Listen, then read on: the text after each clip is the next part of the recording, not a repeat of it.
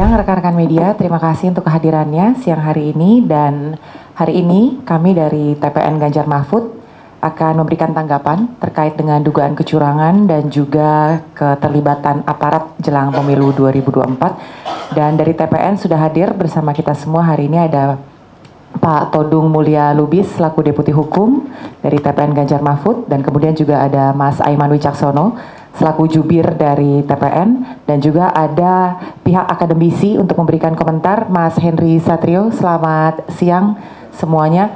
Jadi kita akan menanyakan dari para narasumber yang sudah hadir bagaimana menyikapi adanya penurunan spanduk dan juga dugaan ketidaknetralan dari pihak aparat. Dari Pak Todung, silakan Pak. Terima kasih teman-teman sekalian. Kita mulai memasuki suhu politik yang memanas. Bukan saja dalam konteks kontestasi sesama partai politik, tetapi juga melibatkan aparatur pemerintahan. Nah, pemilu dan pilpres itu penting dalam kehidupan kita berbangsa dan bernegara, dan itu tidak semata-mata menyangkut output hasil pemilihan. Yang tidak kalah pentingnya adalah proses pemilihan umum, proses pilpres itu dilakukan. Di sini integritas pemilihan umum, integritas pemilihan presiden itu menjadi harga mati yang tidak boleh diintervensi. Menjadi harga mati yang tidak boleh dicampuri oleh pihak-pihak penguasa, baik pusat maupun daerah. Nah, kami sangat kesal, sangat gelisah, sangat marah melihat begitu banyak kejadian-kejadian di berbagai tempat di Indonesia yang menciderai integritas proses pemilihan umum dan proses pilpres yang kita sudah mulai ini. Saya tahu bahwa masa kampanye itu baru dimulai tanggal 28 November. Tapi kan kita semua tahu bahwa baliho-baliho dari semua pasangan capres dan cawapres itu bisa kita temukan gitu di mana-mana. Memang ada yang punya surplus baliho, ada yang defisit baliho, tapi baliho itu ada. Setiap Anda ke daerah, Anda akan melihat baliho-baliho semacam ini. Bisa ketahuan yang mana yang surplus, yang mana yang defisit. Nah, saudara-saudara,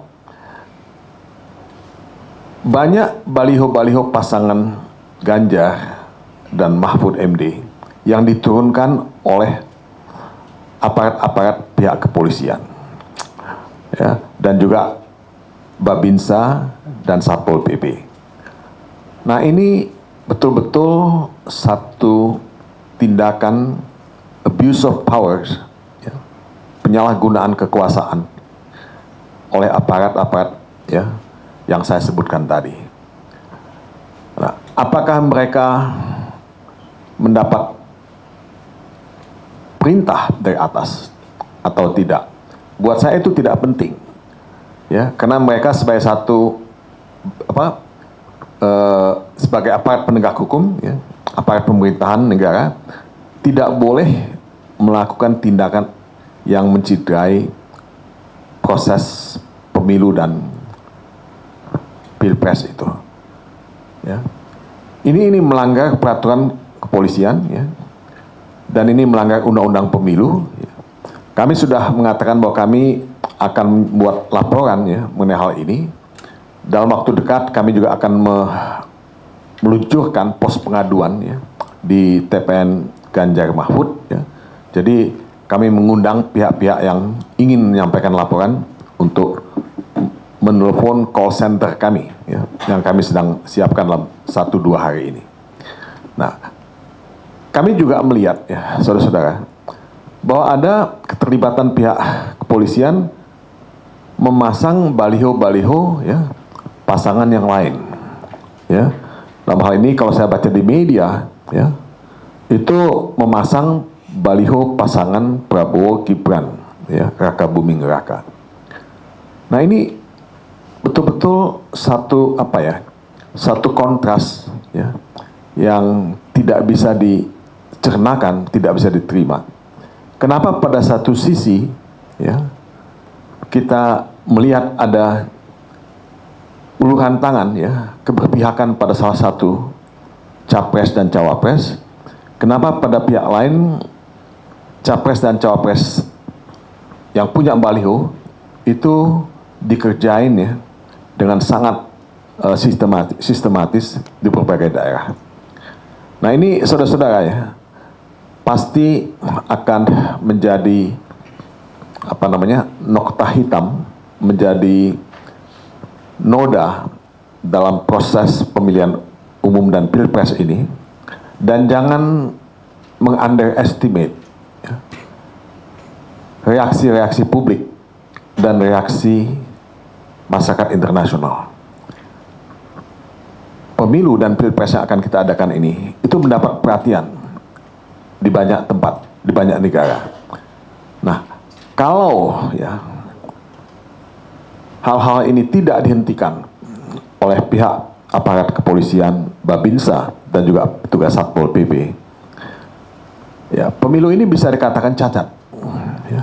Nah, kalau pemilu ini cacat, ya semua legitimasi yang diinginkan didapatkan oleh siapapun yang mengklaim atau diklaim memenangkan pemilihan umum atau pilpres ini, itu tidak akan diperoleh. Ya. Jadi proses keterlibatan aparat, ya, baik yang berpihak untuk capres tertentu, ya, maupun yang mendiskreditkan ya pasangan yang lain, ini adalah ya proses delegitimasi terhadap hasil pemilu dan hasil pilpres yang dilakukan ini. Nah, kita kan tidak ingin pemilu dan pilpres ini menghasilkan pemimpin yang tidak punya legitimasi. Tapi itu akan terjadi kalau ini kita biarkan. Nah, kami sekali lagi tidak akan berhenti menghimbau. Kami akan mulai action dengan membuat laporan-laporan. Nah, kalau laporan yang kami buat itu tidak ditanggapi, nah ini kasat mata telanjang ya bahwa keberpihakan itu real dan nyata, dan ini pasti akan menuai ya kemarahan yang tidak boleh di underestimate. Saya tidak mengancam, tapi manusia, rakyat itu kan tidak bodoh. Manusia dan rakyat itu juga tahu apa yang terjadi di sekeliling mereka. Ya, terlepas dari apapun pilihannya, sekali lagi saya menghimbau kepada pejabat-pejabat pemerintahan untuk betul-betul ya menjaga netralitas, ya, menjaga integritas pemilu dan pilpres ini, sebab merekalah yang bertanggung jawab kalau pemilu dan pilpres ini cacat. Kalau pemilu dan pilpres ini menghasilkan ya banyak sekali kecurangan-kecurangan. Ya. Jangan menganggap bahwa penyelesaian di Bawaslu atau penyelesaian di KPU atau penyelesaian di pengadilan termasuk Mahkamah Konstitusi akan menjawab persoalan tidak legitimatnya mereka yang terpilih. Saya kira tolong juga dicatat bahwa rakyat itu akan punya memori kolektif ya yang sangat merugikan kita sebagai bangsa, karena dia bisa menjadi faktor yang disintegratif gitu. Kita kan tidak ingin menghadapi satu situasi seperti di Amerika, masyarakat jadi divided gitu. Ketika habis seusai pemilihan Trump sebagai presiden. Nah, divided society ini akan terjadi. Dan ini tidak bagus, tidak sehat buat bangsa yang sedang tumbuh ya, dan mengejar apa yang disebut ya tahun emas ya pada tahun 2045 nantinya. Nah, mungkin saya berhenti sampai di sini dulu. Terima kasih. Baik, dari Mas Aiman, silakan Mas. Iya, terima kasih. Ini udah di record semua ya. Ini saya mau menyampaikan yang informasi yang belum pernah tersampaikan sebelumnya sesungguhnya. Nanti saya akan cerita soal apa yang juga terjadi. Saya mendapat sejumlah informasi dari beberapa teman-teman di kepolisian, ya, yang mereka keberatan karena diminta oleh komandannya, nggak tahu nih komandan sampai di tingkat daerah atau tingkat pusat misalnya, tidak disebutkan, yang meminta untuk mengarahkan atau membantu pemenangan dari pasangan Prabowo Gibran. Ya, ini firm. Ini nggak hanya satu, ada banyak yang kemudian memberikan informasi kepada saya. Seperti juga waktu kasus Sambo, saya juga mendapat informasi juga dari dalam juga kan, termasuk juga dari luar. Ini juga saya mendapat informasi dari dalam. Apa yang bisa kita lihat? Ya, Harian Media Indonesia kemarin sudah menyampaikan bahwa pemasangan baliho Prabowo Gibran dilakukan oleh sejumlah oknum polisi. Ya, itu disampaikan oleh Harian Media Indonesia. Silakan dibaca di situ. Lalu informasi yang sebelumnya yang viral juga yang saya sampaikan, bahwa ini saya dapatkan informasi baru lagi, Polres di seluruh Indonesia ya, meminta penyelenggara dan pengawas pemilu, yakni KPU dan Bawaslu setempat, untuk mengintegrasikan CCTV mereka dalam kualitas visual HD, high definition atau kualitas yang terbaik ya, beserta lengkap dengan audionya untuk diintegrasikan dengan Polres tempat. Ini hal yang menurut saya luar biasa. Walaupun menurut Ketua KPU ini adalah MOU, tapi ada bahaya yang terkandung di dalamnya. Apa yang saya lihat di situ? Segala gerak-gerik aktivitas dari penyelenggara maupun pengawas pemilu, yakni KPU di daerah dan juga Bawaslu di daerah, ya, itu termonitor oleh Polres tempat. Kalau tujuannya baik, benar, nggak ada masalah. Seperti 2019, itu dilakukan pasca pencoblosan untuk mengawasi surat suara. Hari ini, jauh sebelum masa kampanye, sudah dilakukan hal itu. Pertanyaannya, ada apa? Ketika gerak-gerik aktivitas penyelenggara dan pengawas pemilu, semua terdokumentasi dengan baik, maka bukan tidak mungkin. Dengan informasi yang tadi pertama saya sampaikan bahwa ada arahan untuk memenangkan Prabowo Gibran, maka otomatis ya, mungkin oknum-oknum yang tadi ya juga kemudian bisa melakukan hal serupa. Misalnya ya, ketika ada hal-hal yang dirasa bisa dikasuskan, maka kemudian ada potensi intimidasi terhadap penyelenggara maupun pengawas pemilu yang ujung-ujungnya adalah memenangkan pasangan tertentu misalnya. Ini bukan tidak mungkin terjadi, sangat mungkin dan punya potensi yang luar biasa. Nah, saya yakin di institusi kepolisian juga banyak sekali, bukan banyak ya, banyak sekali yang masih memiliki nurani dan kemudian juga mempertahankan idealismenya, mempertahankan netralitasnya ya. Demikian juga tentu saya harapkan pimpinan-pimpinan tertinggi termasuk juga Pak Kapolri, Jenderal Polisi Listio Sigit Prabowo juga memiliki semangat yang sama untuk mempertahankan netralitas. Oleh karenanya hal-hal seperti ini yang disampaikan kepada saya, mudah-mudahan itu hal yang salah, saya berharap ya, itu hal yang salah. Tetapi ketika melihat fenomena di luar daerah sana, di Pematang Siantar di mana baliho Ganjar dicopot ya, kemudian baliho di Jawa Timur yang kemudian dikatakan oleh Harian Media Indonesia di-backingi oleh pihak kepolisian di sana, lalu kemudian ada integrasi CCTV dan dengan visual HD, lalu kemudian beserta lengkap audionya di seluruh Indonesia yang diintegrasikan dari KPU Bawaslu ke Polres tempat ya. Saya pikir sulit rasanya untuk menyatakan bahwa tidak ada sesuatu di sini.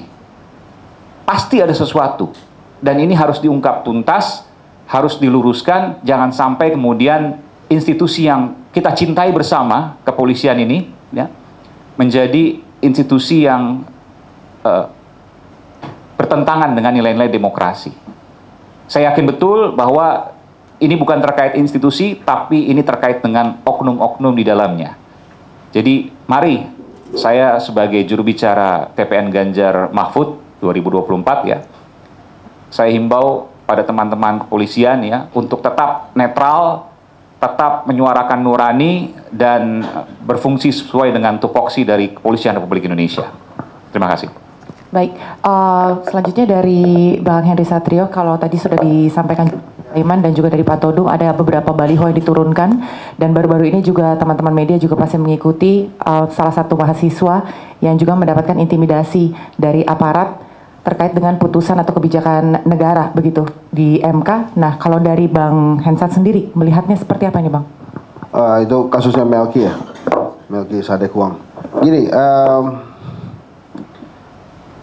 kita masih ya bicara tentang mengharapkan netralitas dalam pemilu. Kalau menurut saya sih sudah sulit ya. Coba di antara kita di sini yang kalau anaknya maju kompetisi terus kemudian dibiarin kalah, ada nggak? Nah, kalau nggak ada, ya makanya kita siap-siap aja udah. Kalau memang akan ada yang nggak netral. Jadi kalau kita jungkir balik bicara harus netral, ya nggak usah lah diketawain. Tapi gini teman-teman, yang biasanya melakukan kecurangan itu kira-kira yang lemah atau yang kuat? Saya ambil analogi nih. Waktu Diego Armando Maradona pakai tangan Tuhan melawan Inggris, itu yang kuat backnya Inggris atau Maradonanya yang kuat?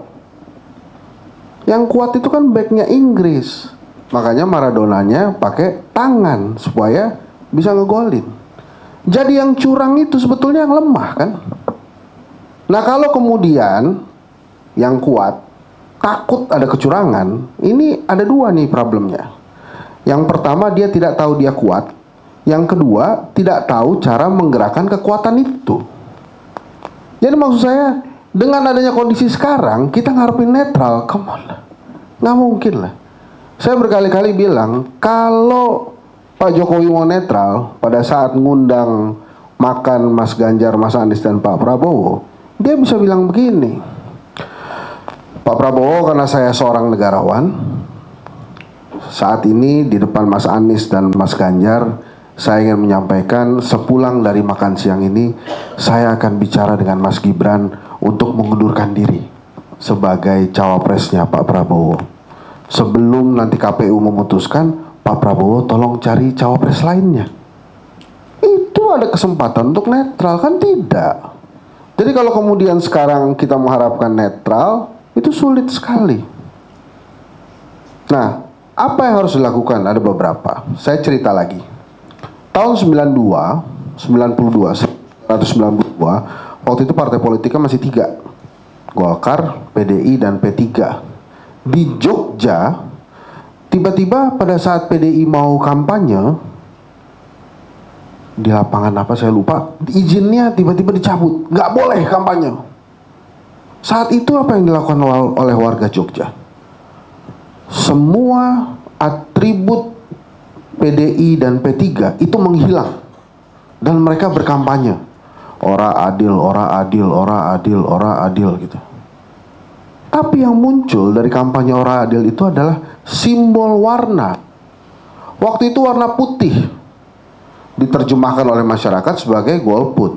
Saya nggak ngajarin golput nih, Mas Aiman, Bang Todung, nggak boleh. Jadi datang aja.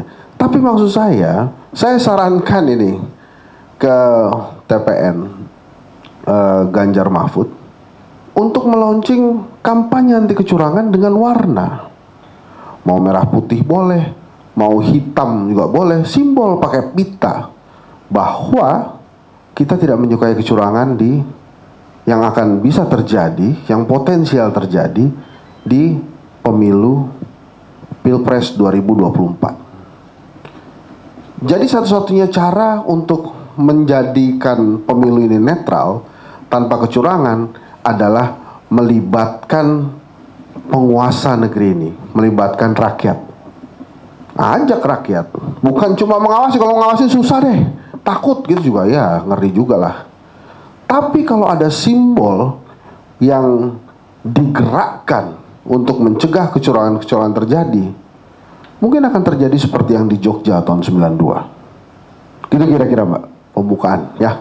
Terima kasih. Jadi intinya adalah yang pertama, sulit kita mengharapkan netralitas pada saat ada anak penguasa ikut serta.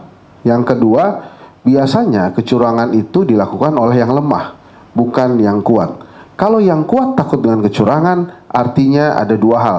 Dia tidak tahu dirinya dia kuat, atau dia tidak tahu cara menggunakan kekuatan itu.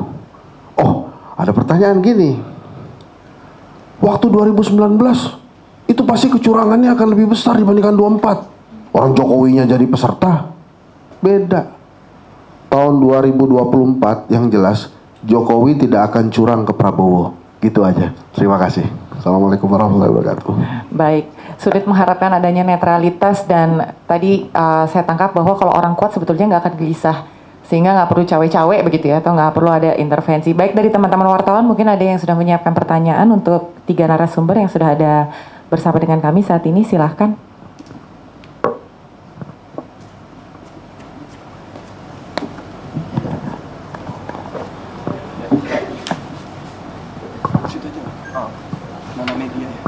Izin, saya Fadlan dari Kumparan. Untuk terkait dengan baliho yang dicopot ini kan Satpol PP bilang baliho ini dicopot karena ada di depan sekolah dan gedung pemerintahan, dan juga ini katanya melanggar undang-undang pemilu. Kira-kira bagaimana tanggapannya? Ditujukan ke siapa, Mas? Ke Mas Aiman selaku jubir TPN. Oke, silakan Mas Aiman. Ya, ini seperti yang terjadi juga di Bali, ya, dengan alasan yang normatif. Nggak apa-apa, tapi juga harus berlaku equal dong, sama dengan yang lain. Ya. Jangan hanya Ganjar Mahfud yang diturunkan, tapi yang lain melanggar didiamkan. Contoh misalnya di Sumatera Barat, ya, ada nggak baliho Ganjar Mahfud, baliho Prabowo Gibran yang diturunkan? Tidak. Di basis-basis misalnya yang dianggap Prabowo Gibran itu kuat, ada nggak yang turunkan? Tidak. Tapi ini di basis-basis yang Ganjar Pranowo kuat, di Bali misalnya itu kan aneh diturunkan. Di Jawa Tengah, ya, di Jawa Timur, di Pematang Siantar, banyak sekali. Sumatera Utara. Kita adalah pasangan, ya, Ganjar Mahfud adalah pasangan yang saya harus sampaikan ini, yang paling taat hukum, ya, dalam artian bahwa kita ini, Pak Mahfud kan teman-teman tahu, pembongkar segala kenistaan, ketidakadilan, ya, angkara murka. Ya, ini yang kemudian kita perjuangkan, dan nilai-nilai kita adalah nilai-nilai nurani. Jadi kalau seandainya memang itu dianggap melanggar, ya nggak apa-apa, tapi juga harus berlaku adil terhadap yang lain. Jangan dengan alasan normatif lalu menzalimi salah satu pasangan, sementara yang lain dibiarkan melanggar aturan. Terima kasih. Saya hanya ingin menambah sedikit saja. Satu, memang tidak boleh diskriminatif kalau memang mau melakukan pencopotan baliho-baliho tersebut. Saya baru kembali dari Yogyakarta, ya, sekitar seminggu yang lalu. Saya melihat begitu banyak baliho Prabowo, ya, dan Gibran. Ya. Memang tidak ada pawai, tidak ada pidato apapun, yaitu baliho terpampang. Nah, kalau pihak, ya, kepolisian ingin mengacu kepada undang-undang pemilu, ya, dan menganggap bahwa netralitas itu penting, ya, dan mereka seharusnya mencopot juga baliho-baliho yang lain, ya. Tidak boleh baliho yang lain dibiarkan, ya. Kemudian baliho pasangannya Ganjar Mahfud selalu diturunkan. Nah, ini sebetulnya, ya, membuat satu pertanyaan besar buat kita. Tadi Saudara Aiman bicara mengenai apa yang disebut keterlibatan polisi yang begitu dominan, gitu, praktis tanpa ada pengawasan. Walaupun tadi digunakan kata oknum, gitu, tapi itu hanya membaca media-media. Tapi kalau kita baca media sosial, sebagian mungkin itu misrepresentasi, sebagian itu mungkin hoax, ya. Tapi banyak sekali kisah-kisah polisi yang begitu gagah berani terjun ke dalam proses pemilu ini. As if, ya, Indonesia ini bukan negara hukum, gitu. Indonesia ini jadi negara polisi, gitu. Police state, gitu. Nah, kita ini mundur ya, begitu jauh dari reformasi yang kita canangkan ya pada tahun 1998. Ketika begitu banyak achievement, capaian-capaian yang kita sudah dapat, kok kita mundur sangat jauh, setback sangat jauh. Nah, ini yang membuat saya sangat sedih ya melihat proses pemilu dan pilpres 2024 ya yang segera akan kita lakukan ini ya. Bangsa ini mundur ya. Nah, apakah kita akan membiarkan bangsa ini mundur ya? Saya tidak ya. Makanya saya tetap akan jalan ya. Saya sih mengapresiasi apa yang dikatakan Saudara Henry tadi, tapi presumption of pessimism seperti itu tidak salah sebagai manusia, tapi sebagai bangsa kita kan harus betul-betul berjuang untuk menegakkan integritas pemilu dan pilpres ini. Bahwa kita berteriak terus untuk netralitas, itu kewajiban kita gitu. Kalau misalnya pihak kepolisian, pihak aparat tidak ya mematuhi taat pada netralitas itu, ya mereka yang akan disalahkan oleh rakyat, oleh publik ya. Nah, tergantung pada mereka ya. Itu aja, makasih. Tambahan dari saya, jangan curang, karena kami tidak akan pernah diam dan kami tidak akan mundur selangkah pun. Kami akan mempertahankan nilai-nilai demokrasi dan tidak akan mengembalikan ke Orde Baru.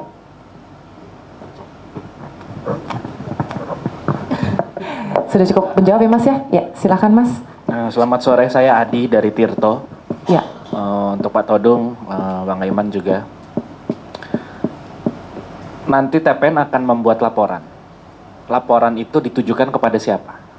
Apakah polisi, KPU, atau Bawaslu? Lalu untuk pencopotan baliho-baliho itu apakah hanya untuk balihonya Pak Ganjar dan Mahfud atau untuk seluruhnya? Karena kan ini kita melihat netralitasnya dan peran dari aparat itu sendiri. Terima kasih. Ya. Silakan Pak Todung. Pengaduan itu nantinya akan diberikan kemana? Kami sedang menyiapkan satu surat ya kepada Kapolri. Ya, saya tahu bahwa ada kata oknum ya disebutkan. Mungkin oknum-oknum itu yang melakukan pencabutan baliho.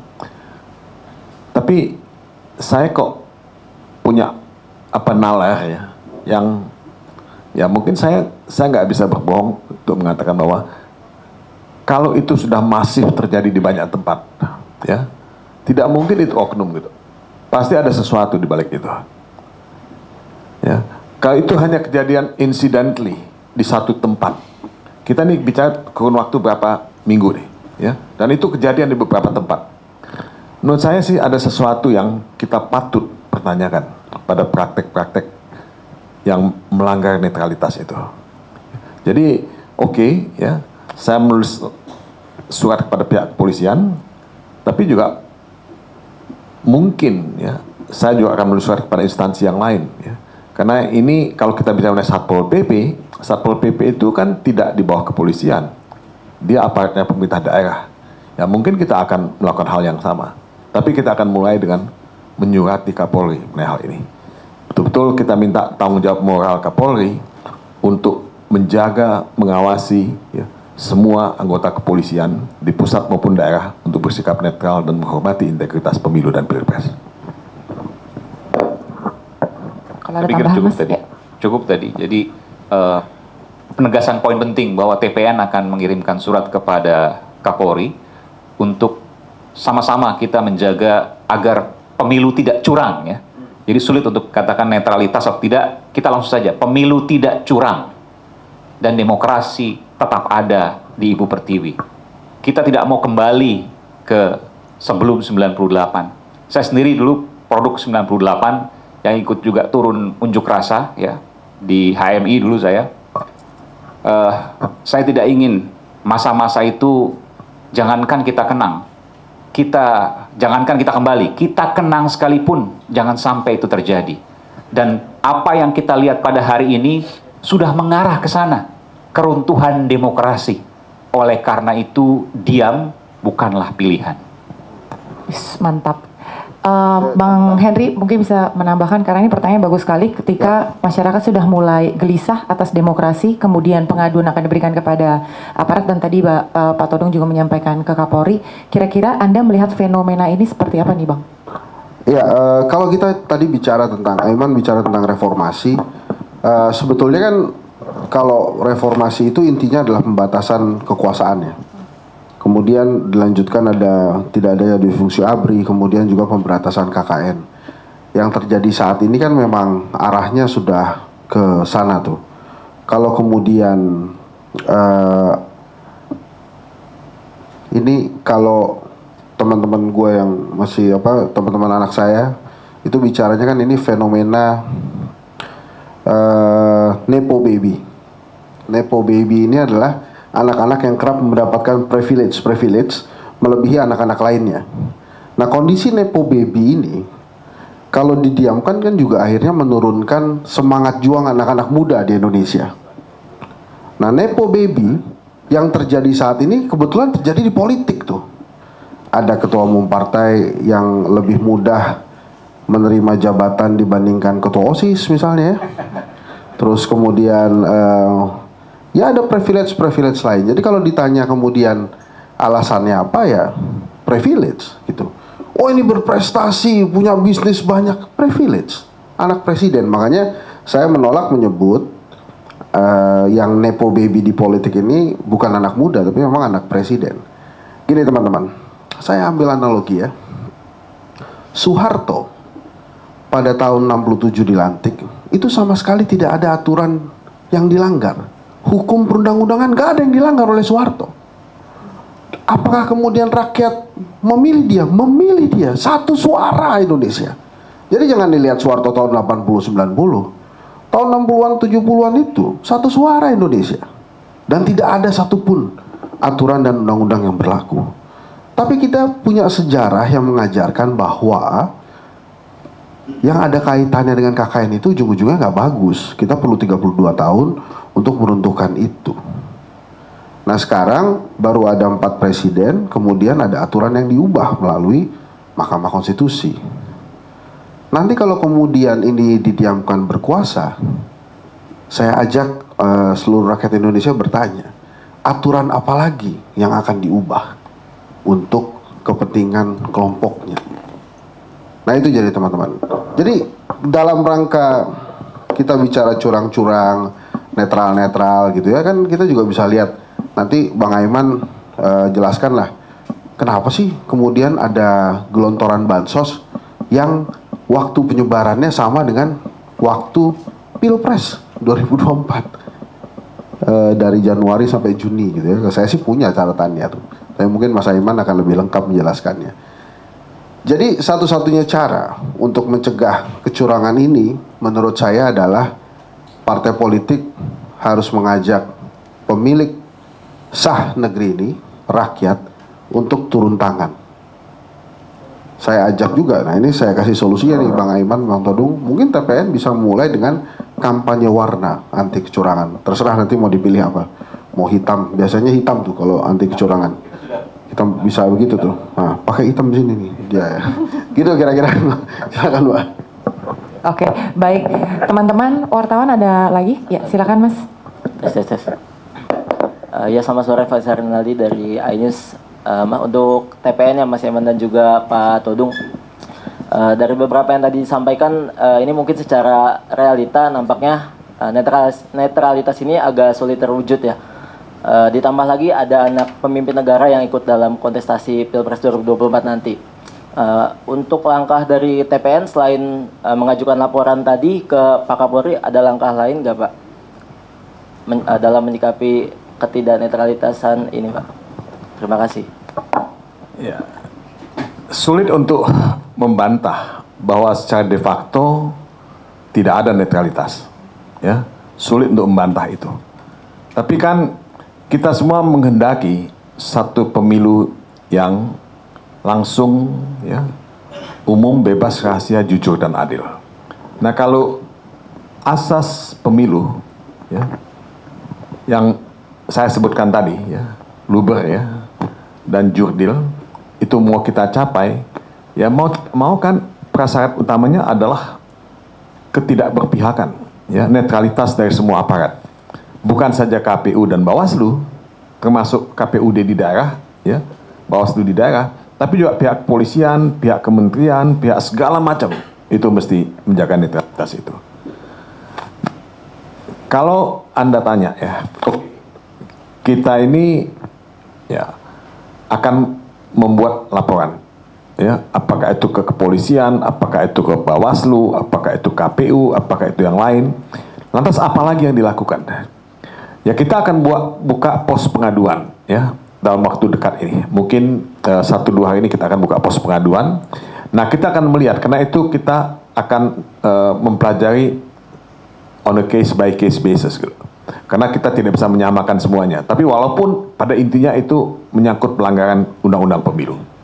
Nah, kita akan lihat apakah kita akan memproses itu atau tidak, karena kita juga akan melihat bukti-buktinya.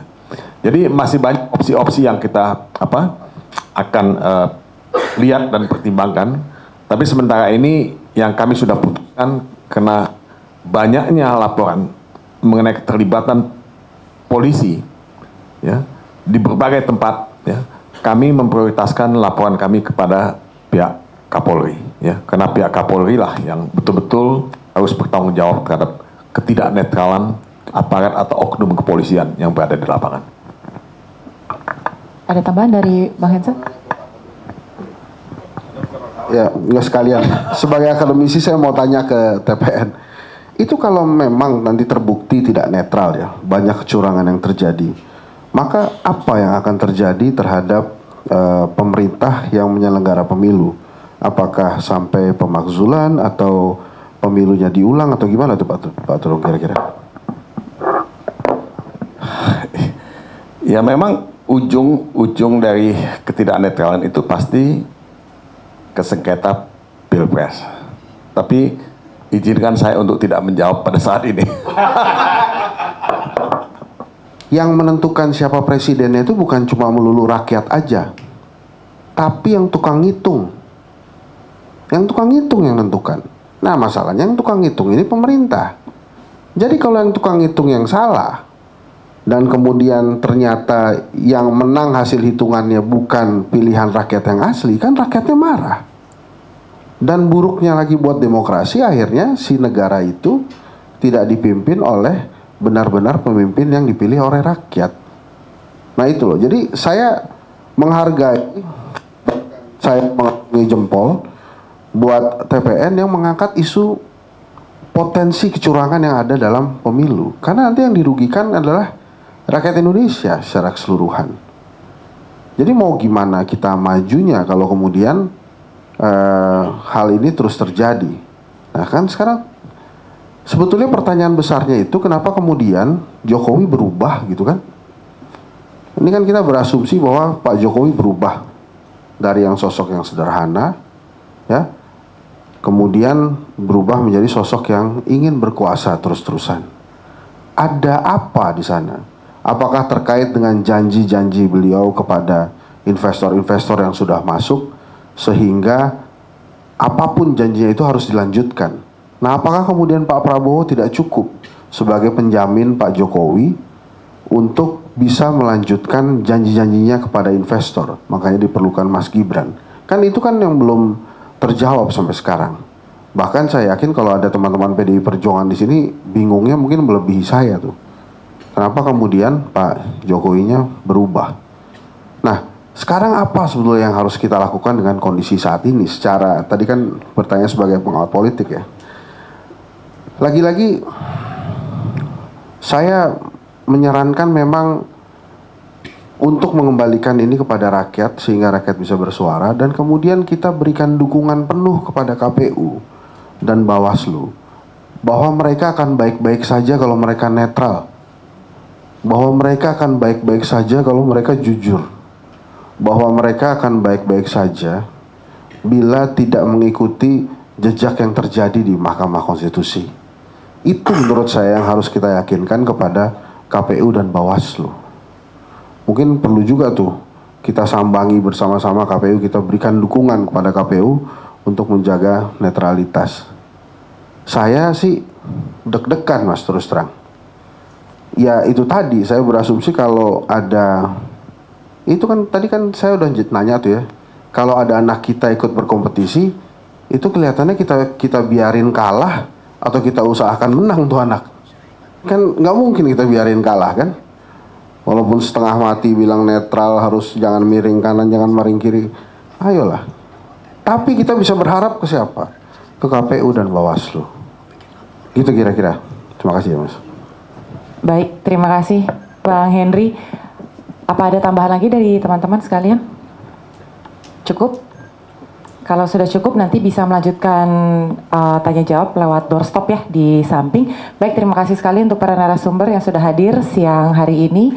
Pak Todung selaku Deputi Hukum TPN Ganjar Mahfud, dan juga Mas Aiman Wicaksono selaku juru bicara dari TPN, dan juga Bang Henry Satrio selaku dari pengamat politik. Terima kasih, nanti kita akan lanjutkan lagi doorstopnya di sebelah. Mudah-mudahan masyarakat Indonesia juga bisa lebih kritis dalam menyikapi pemilu 2024. Selamat siang.